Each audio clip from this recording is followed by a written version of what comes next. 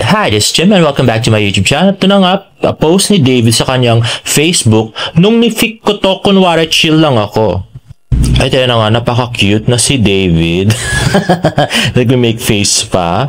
At next naman, ay post ni David kaninang umaga sa Facebook din, BB-Dub. Good morning! Wala lang, good morning lang. Ingat ka, bye-bye. Grabe, parang nag-record lang siya ng video call para sa GF niya, no? Ay, naku, David talaga. Buti na cute ka. At next naman ay post ni Miss Joy Marcelo kasama si Miss Annette Coson at Barbie Fortesa. Meaningful afternoon with this one. We got you, Barbie. Ay, me time with Barbie Fortesa. Love it, Miss Joy. At nirepost nga ito sa IG stories ni Barbie. Maraming salamat po. Then nirepost naman ni Barbie to galing kay Arvic Tan. Sabi, nice to see you again at Arturo Restaurante, Miss Barbie Fortesa. At next ay IG story ni David Licauco, Urban Time PH. Yan ang napaka-cute na si David. At next naman, grabe, napakasipag mag-post. Ito, paid ad from Nivea. Ayan, partner mo manghuhula, POB.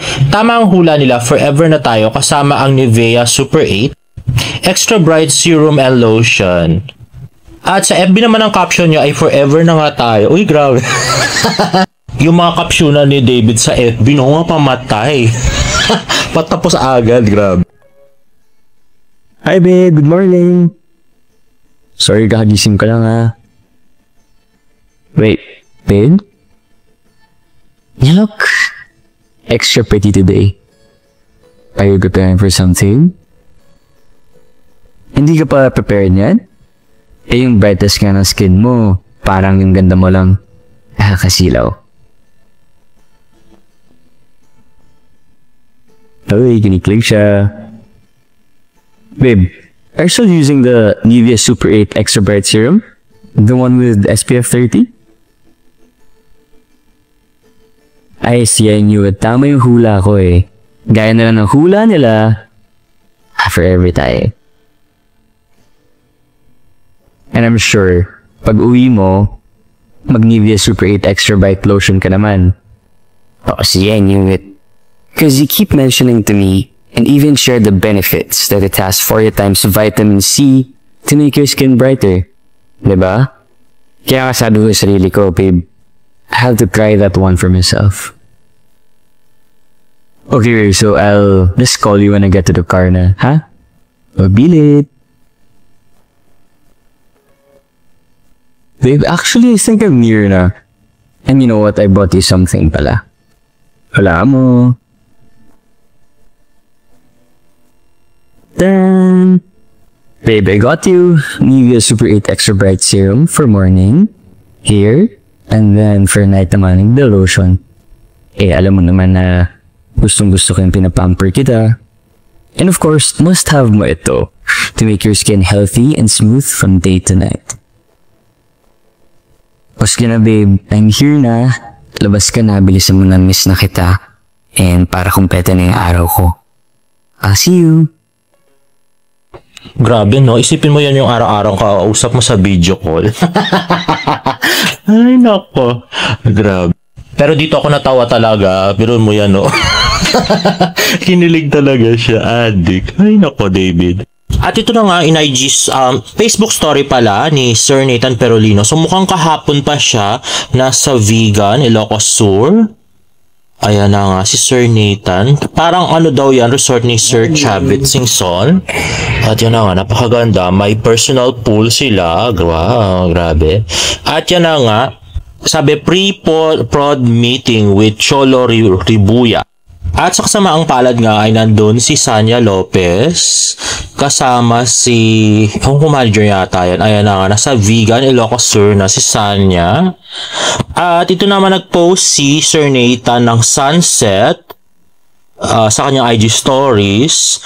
At saka naman sinabayan ni Sanya ng pagpo-post. So, kumbaga, pinauna niya ng konti si Sir Nathan. Tapos ginaya niya yung post ni Sir Nathan para malaman magkasama sila ni Sir Nathan. Ganon. Anyway, ito post ni Buboy Villar sa kanyang Instagram story. Nasa Bigan International Airport na siya. At next naman ay si David Licauco. Ayan na nga, paalis na siya. At ang naghatid nga ay si Marlion na uncle ni Kisen. Oh, bakit kaya? Sabang friend niya naman yan, no? Huwag tayong mag-isip ng masama. At next ay picture ni David Licauco kasama si Showtime Baby Grace. This is It's Showtime. At ito video ni David. Ayan naman, napakasimple ng kanyang suot, diba? Pero cute pa rin siya. Cute kasi siya, kaya ano, ang ganda tingnan ng suot niya, diba? Kahit puti lang na kamiso di chino na long sleeve. At next naman ay David Licauco for Bag and Bag. Hi, this is David Licauco, your certified bagino. Catch your daily live to get exclusive offers on your favorite bag and bags. Buy bag and baggin'! At ito nga ay topic sa Twitter ngayon. Ito pala yung white sports car ni D. Ang ganda nito. Buti naman ginamit niya na ulit ngayon. Kaso, siya lang ang magdadrive kasi 2-seater lang yan. Sabi naman ni Marietta Alimani, kaya nga kinoment ko na pang date yung car na yan kasi 2-seater lang talaga. Tsaka matagal niya nang di ginamit yan. Last niyang ginamit yan pagkakaalam ko sa MK pa, yung sa XGF niya na serious siya. But pag hindi siya serious sa girl, di niya ginagamit yan. Hehe. Pang forma lang kasi yan Oo, parang kay Kisen di niya ginamit yan. Charot. Anyway, next nga ay post ng Barda Official Hari ng Tondo 2025. Sino mas bet yung maging partner ni David Licauco? Si Beauty Gonzalez na first choice? As love team, payag ba kayo? Well, mas gusto ko sana si Barbie, pero bahala sila dyan kasi nakipag-break naman si Barbie. So, ayoko rin naman ma-issue si Barbie tsaka si David. At text na FB post ng celebrity update. Virgin pa daw si Barbie Fortes. So sabi daw ay gusto niya lang daw bigay ito sa future husband niya. Totoo kaya yun?